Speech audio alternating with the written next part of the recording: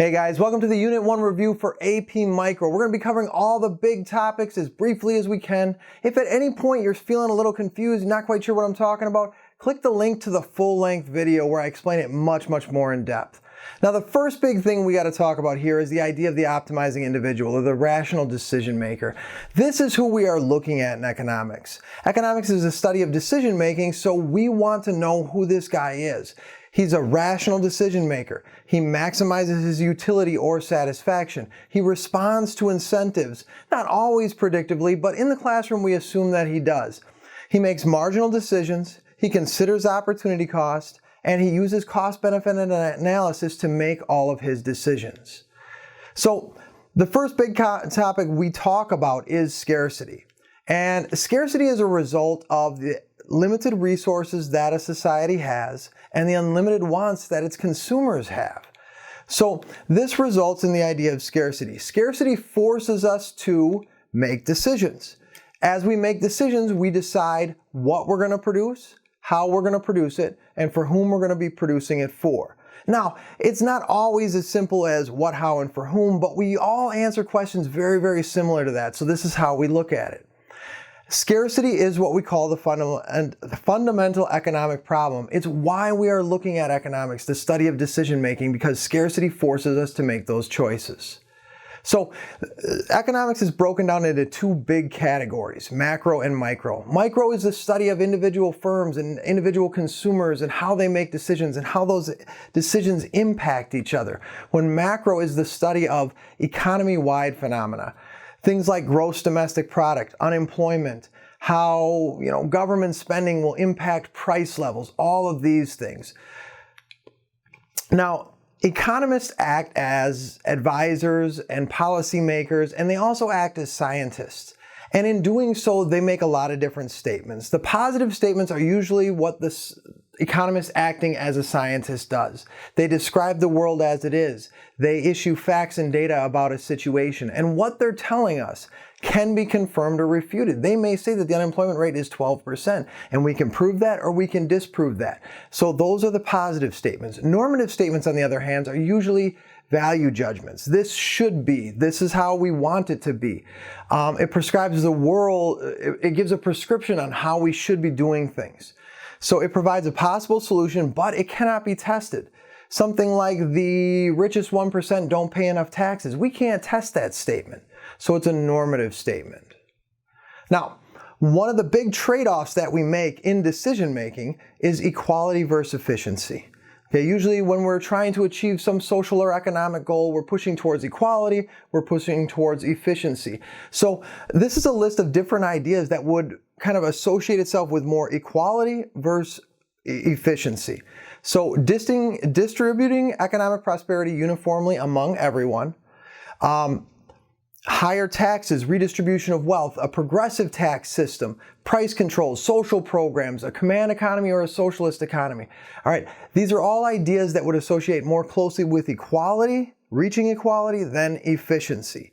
Now, on the other hand, we have efficiency, society getting the most it can from its scarce resources. Things like lower or no taxes, without government interference, no minimum wage. So no regulations, no price controls, the idea of the free market, the invisible hand, laissez-faire, all ideas of efficiency. So equality versus efficiency demonstrates one of the big trade-offs we make. Every time we achieve to get better efficiency, it's usually at the cost of some equality. Every time we try to promote more equality, government gets involved and that ends up inhibiting a little bit more efficiency.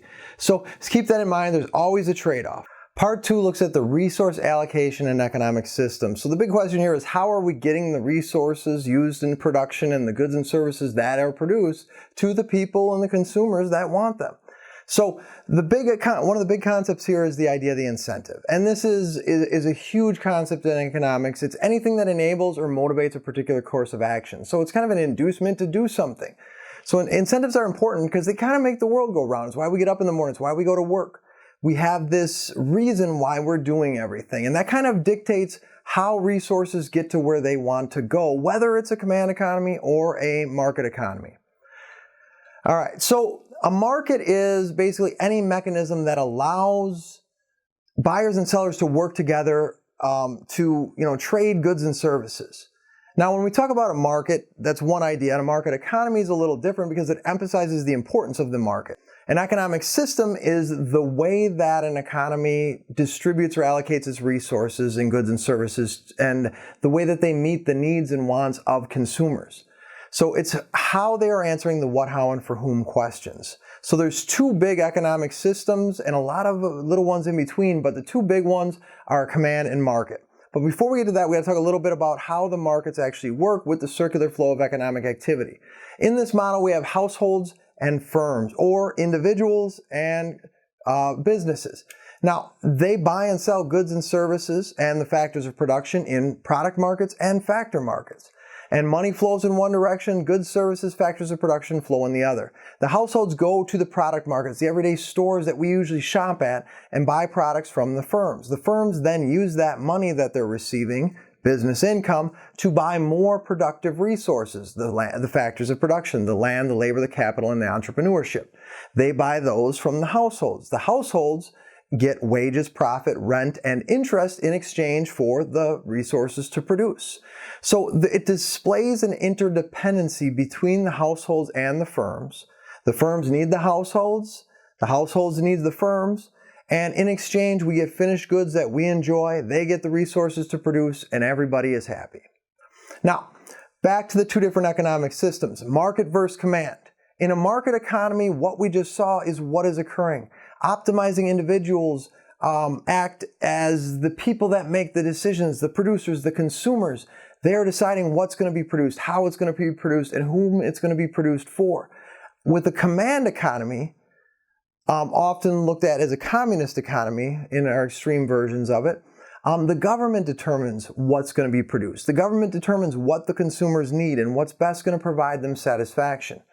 The incentive for the market economy is the individual incentive. Everybody's working for their own personal benefit. But in a command economy, the idea is you're working towards the greater good. You're producing for the benefit of the entire country. You are, working hard and doing what's necessary so that everybody can benefit, not just yourself. In theory, it works well. So the allocation of resources may be unequal in a market economy because some people have better skills, some people have more motivation, some people just end up with better human capital, and they can do a little bit better. So in a pure market economy, some people are left behind. In a command economy, a pure command economy, theoretically, everybody is equal.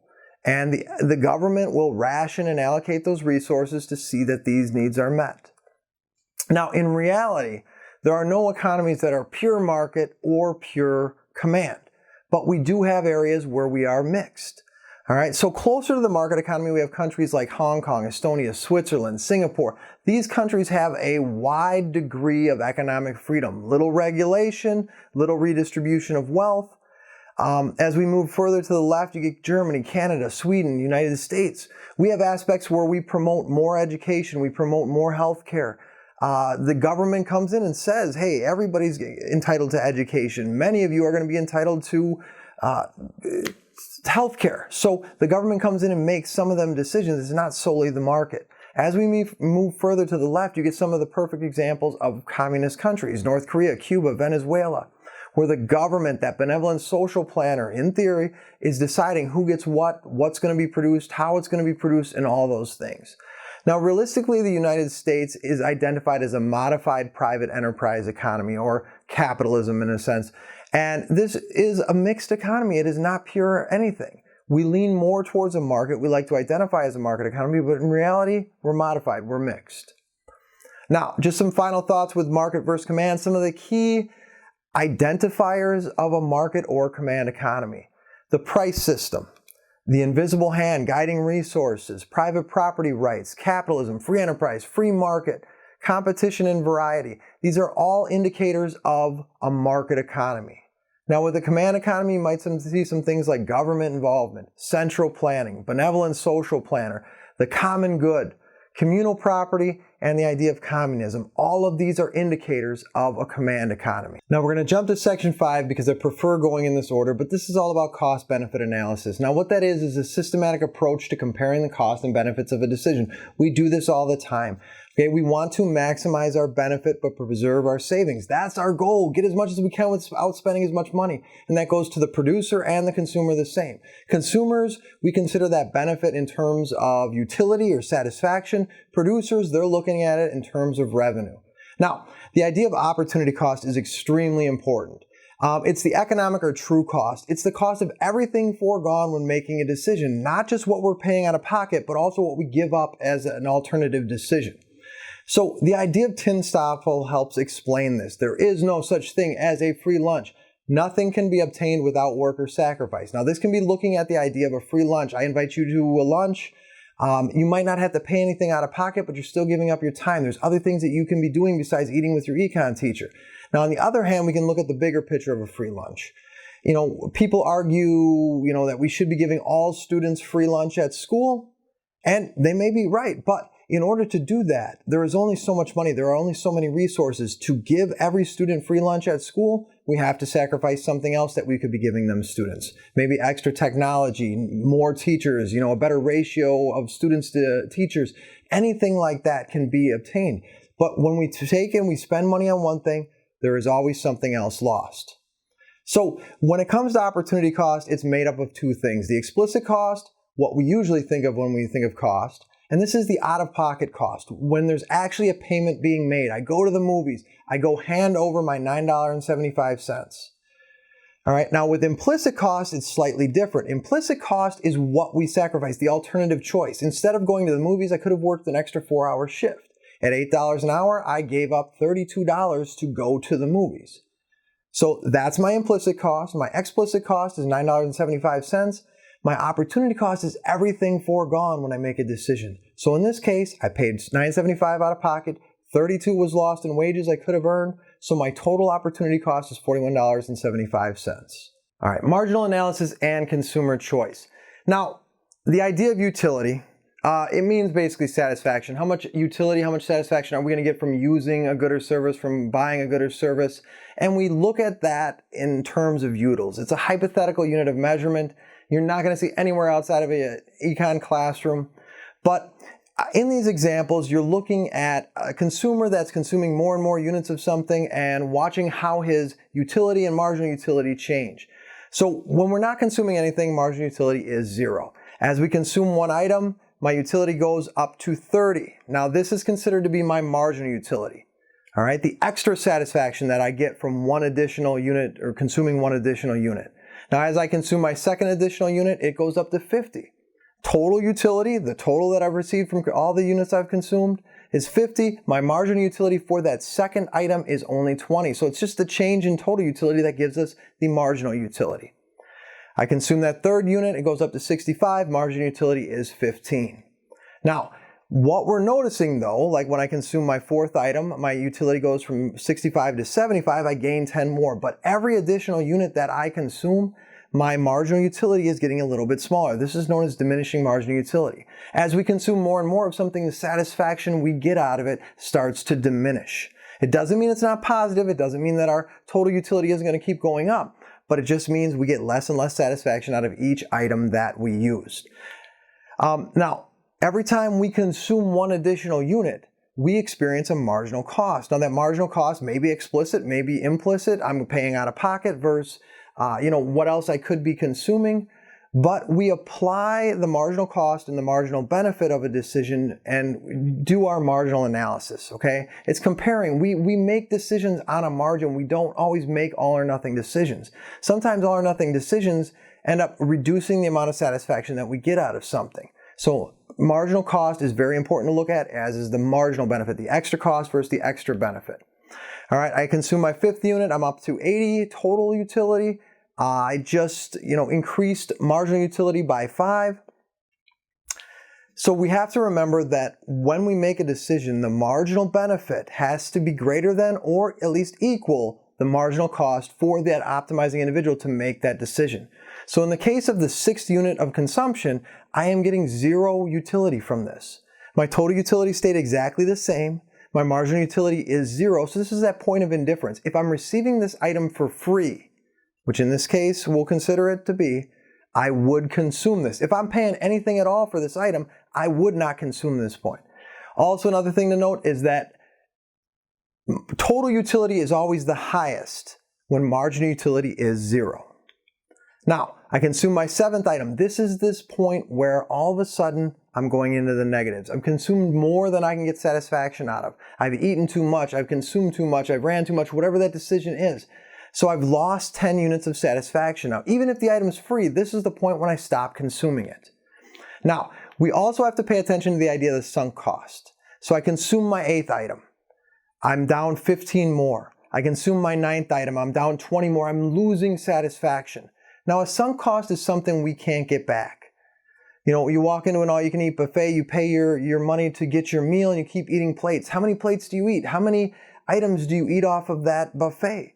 You know, a lot of times we are under the assumption that we should keep eating to get our money's worth. But if we've already paid that money to get in, we can't get it back. If I've already paid to get into a movie theater, I'm not getting that money back. That is what we consider a sunk cost. If you're 3 years into school and all of a sudden you realize that major isn't going to get you anywhere, that's a sunk cost. We have to make a decision about here and now. We have to ignore the past costs that we cannot retrieve and worry about what's going on in the future. So a sunk cost we have to ignore when making decisions. Now, taking marginal analysis one step further, we got the theory of consumer choice. And this looks at a consumer and 2 choices that he has between 2 different products and how they can maximize their utility. So there are a couple assumptions we make. We assume that the consumer is going to exhaust their entire budget and that the marginal utility per dollar spent of good X is going to equal that of good Y. So keep that in mind as we're looking at and making this decision here. So we have a consumer, he is going to buy Mountain Dew and Reese's peanut butter cups. The Mountain Dew is going to cost him $2. Now what we need to do first here is figure out the per dollar marginal utility. Each one of these Mountain Dews costs $2. We have the marginal utility on the table already. So 14 divided by 2 is 7. 14 divided by 8 is 4. 14 divided by 6 is 3, 1, and 0. So we have the per dollar marginal utility. We know what the consumer is going to get out of each dollar he spends on a bottle of Mountain Dew. Now on the other side we have the Reese's. They are $1 a piece. The marginal utility is listed in the table, so we know that because they're only $1, that the marginal utility per dollar spent is going to be exactly the same. 8 divided by 1 is 8. 6 divided by 6 is, or 6 divided by 1 is 6. 5, 4, 3, and 2. So we have all the per dollar marginal utility.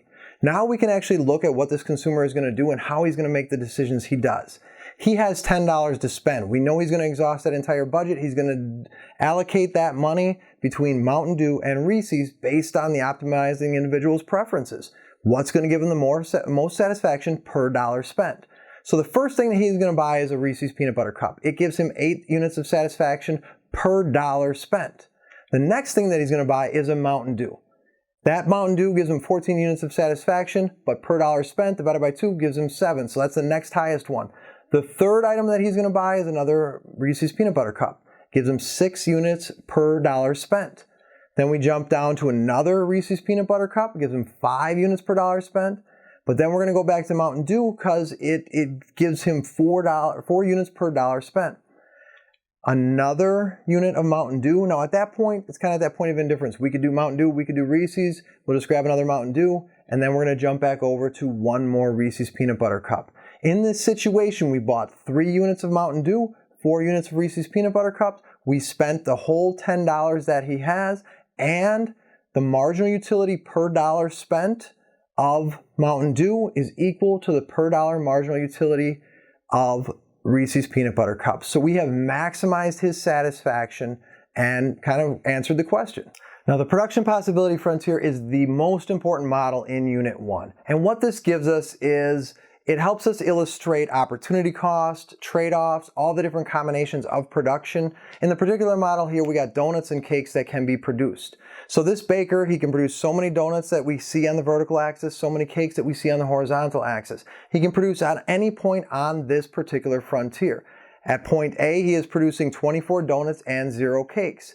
As he shifts production to point C, he is now producing 12 donuts and 1 cake. He's gained 1 cake, but at the opportunity cost of 12 donuts.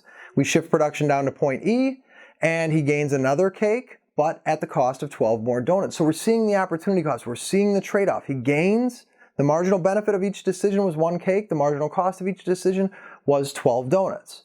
We can also see it move up the other way. And we can see that in order to shift from point E to point C, we gain 12 donuts. Our marginal benefit is 12 donuts from that decision, but we lose one cake. The opportunity cost is one cake. As we move from point C to point A, we jump up there, we gain 12 more donuts, we lose one additional cake. So the opportunity cost of 12 donuts is one cake. So we can see the different combinations, the possible outcomes that we can get from each decision, and the opportunity cost of each decision. Now, different points on the frontier mean different things. Any point on the frontier, A through E right here on our linear frontier, is efficient production, and it's also possible. I can achieve any of these combinations of production. Now, a point like F is currently unattainable. We can't get here, but maybe in the future with economic growth, new technology, new resources, we can get there. A point like G is considered to be inefficient. This means some machine is not working. It means some employee is not doing his job. We have the capacity to produce more, we're simply not doing it. Maybe in a real life setting, on a big macro look at the economy, this would be unemployment. We have the workers to do the job, but 10% of them are not actually working right now. So we're not using up all of our resources. Resources are wasted. Resources are sitting idle. Now, the shape of the curve indicates something as well. A bowed out curve indicates an increasing opportunity cost. It means that we have specialized resources, and the resources of good Y are not going to be just as good and used for good X, and vice versa. When we have a straight production possibility frontier, it means we have a constant opportunity cost. It is a linear frontier, a linear curve, and this is indicated by interchangeable resources. In this case, good Y resources are just as good for good X. The workers are just as capable of producing good X as they are good Y, and there's no trade-off between them in terms of their efficiency. Now, the production possibility frontier can grow. This represents an individual's decision. It represents an economy's decisions. It represents a business's decision. So it can grow in a number of different ways, but pretty much from available resources changing, we get more resources, it's going to shift outward. A change in technology. We improve technology, it shifts outward. A production method is developed, think of assembly line production. That vastly shifted out the production possibility frontier of cars and automobiles. A change in labor. We get better labor, we get more labor. It would allow the curve to shift outward. Now, that being said, it can also shift inward. If any of these things change negatively, like maybe there's a natural disaster, post-World War II, we might see the production possibility frontier shift to the left, to shift inward so we can produce less of both goods. Now, the production possibility frontier does not have to proportionally shift on both axes. Depending upon the stated change, maybe we'll see only oil changes increase. The maximum possible of oil changes go up. Or, in other hands, maybe only in this case, the cups of coffee go up. It doesn't mean that it's going to shift outward on both axes. It only has to do it based on what the statement says. However, even if one side only shifts, that doesn't mean that we can't produce more at both, of both products. In this case, if we were producing at point E and the curve shifted outward, point F is a new attainable point, and we can produce more oil changes and more cups of coffee in this model. When graphing a production possibility frontier, we have to use the available data. Now, in some cases, they give us hourly. Sometimes they give us the actual output, the production data, as we see in this case. John and Mary produced bracelets and necklace. John can produce 20 bracelets or 12 necklaces. We simply put those on the different axes and create that linear frontier right there. Mary can produce 12 or 10, so we add that one on there. It's as simple as that. Some questions request you to, illustrate the frontier. Some just have you answering questions about a frontier. Now, when we calculate the opportunity cost, it's very important to look at whether it's an output example, and they give us how much they're producing per certain time period, or it's an input question, and that we'll get to on the next one. But in this case, we have John and Mary, they're producing bracelets and necklaces. When it's an output example, you want to go with the formula sacrifice divided by what you produce. And what I mean by that is John can produce 20 bracelets or 12 necklaces. Let's imagine that he wants to produce a bracelet. We're going to take what he sacrifices, the 12 necklaces, divide it by what he's producing, the 20 bracelets, and we end up with 3/5 of a necklace. Now, we can also look at it the other way. The opportunity cost of producing one necklace is 20 divided by 12. What he sacrifices, the bracelets, divided by what he's producing, the necklaces. So each individual necklace that he produces cost him 1 2/3 bracelets. Now, Mary, on the other hand, 12 bracelets or 10 necklaces, which is 10 divided by 12, gives her the opportunity cost of 1 bracelet at 5/6 of a necklace. And the opportunity cost of a necklace is 12 divided by 10, 1 1/5 bracelets. So when it comes to an output example, sacrifice divided by what you produce. Now, if it's an input example and they're giving you the resources to produce, the time to produce, the labor to produce, however they word it, this one you do produce divided by sacrifice. What we're producing divided by what we're sacrificing. If I am looking at producing a bracelet for John, he can produce 1 bracelet 3 minutes per bracelet or 5 minutes per necklace. Those are the times it takes him to produce. So in John's case, if I want to see what the opportunity cost of producing 1 bracelet is, I'm going to divide what I'm producing, the bracelet, 3, divided by what I'm sacrificing, 5, the necklace, and I end up with 3/5 of a necklace. The opportunity cost of producing 1 necklace is 1 2/3 bracelets. With Mary, she can produce a bracelet in 5 minutes or a necklace in 6 minutes. So in the time it takes her to produce 1 bracelet, she could have produced 5/6 of a necklace. 5 divided by 6, what we produce divided by what we sacrifice. And when it comes to her opportunity cost of producing a necklace, it is 1 1/5 bracelets. All right, guys, last section, comparative advantage and terms of trade. And for this unit, this is by far the most difficult part of this unit. So we have the concept of absolute advantage. This simply means that you are better at doing something than somebody else. You can do more given the same resources. In this case, we got Paige and Lauren. And we have a table giving us the minutes to produce a pie and a donut. So who has the absolute advantage in making pies? In this case, it's going to go to Paige. She can produce it at 10 minutes when it takes Lauren 20. Now, it also asks to explain. Now, in this case, you have to state that she can produce a pie faster than Lauren given the same resources. And throw the numbers in there too if you can. 10 is less than 20. Now, who has the absolute advantage in making donuts? In this case, they both take 5 minutes to produce a donut, so neither of them has the absolute advantage in the production of donuts. Now, when it comes to comparative advantage, it's a little different. It's given to the person with the lower opportunity cost of production. So we have to go to the opportunity cost for this. So who has the comparative advantage in making pies? Paige has to sacrifice 2 donuts to make a pie. Lauren has to sacrifice 4 donuts to make that same pie. So the comparative advantage goes to Paige. Who has the comparative advantage in making donuts? Paige sacrifices 1/2 of a pie. Lauren sacrifices 1/4 of a pie to make donuts. So it also asks us to explain. Lauren has the comparative advantage because she can produce a donut at a lower opportunity cost than Paige. 1/4 of a pie versus 2/3 or 1/2 of a pie. Now, when it comes to imports and exports, the person that has the comparative advantage in something should be exporting that good. It's good produced domestically and then sold abroad. But in some of these questions, it might refer to exporting as simply the person giving the item up in a trade. Imports are what you receive. They usually come from other countries abroad, and we bring them in to sell domestically. So just keep that in mind. If they reference imports and exports in a comparative advantage question, don't freak out, think it's all about international trade. It's simply about exchanging goods. Now, the terms of trade, they tend to get a little confusing, but what it really is the relative price of an import, okay? Such as 1 pie for 5 donuts. I'm trading 1 pie in exchange for 5 donuts. That's the terms of trade. Now, what these questions usually ask is what is a mutually beneficial terms of trade, or what is an acceptable terms of trade? And the next part, I'll get to that. Now, domestic price, if this is referenced, this just means what is the opportunity cost of producing it yourself? If I have to produce a pie instead of donuts, how many donuts am I going to give up to produce that pie myself? So it's the opportunity cost of producing it yourself. Now, in order for terms of trade to be mutually beneficial, the terms of trade must fall between the opportunity costs.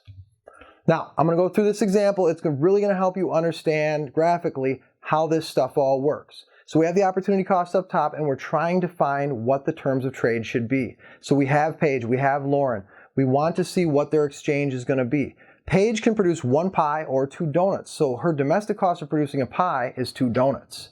Lauren can produce 1 pie or 4 donuts. Her opportunity cost of producing a pie is 4 donuts. Her domestic cost is 4 donuts.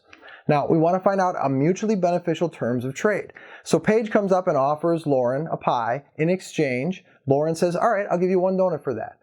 Now, to Paige, this is not a good deal because she could sacrifice that pie herself and produce 2 donuts instead.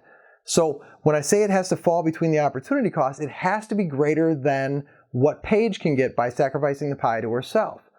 Now Paige says, how about you give me 5 pies? Lauren looks at this and it's not a good deal to her because she could sacrifice 4 pies herself, 4 donuts herself, to produce that 1 pie. So anything greater than 4 is not going to be a deal for Lauren. So they present 3 donuts for 1 pie. And this actually works. Paige gets more than she could herself by sacrificing her pie. Lauren pays less than she would have to sacrifice to produce her own pie. So it falls between the opportunity cost. So 1 pie for 3 donuts would be an acceptable terms of trade. 1 donut for 1/3 of a pie, inversely, would be acceptable as well. Now, trade allows people to specialize. Trade is very important to economic growth. It helps lower prices, and most importantly, it allows us to consume beyond our production possibility frontier. When we are self-sufficient, when we only do things ourselves, when we're trying to get all our tasks done, it's not great for economic growth. It makes sure that our production possibility frontier is also our consumption possibility frontier. There are no games of trade because we're only relying on domestic production. Now, if you want a little bit more practice, in the description below, I've included a link to a PDF of a great Unit 1 review. So take some time, go through that, and then check out the follow-up video to look over the answers and make sure you did it right. Hopefully you got a lot from that review. If there was any part that seemed confusing, that it wasn't explained in depth enough, check out the Unit 1 playlist. It's got all the videos that cover all these topics much more in depth than what I just did. Also, there's the FRQs tying to this unit and a lot of practice assignments with me going over them. So hopefully you guys enjoyed that. Take care. Hope to see you next time.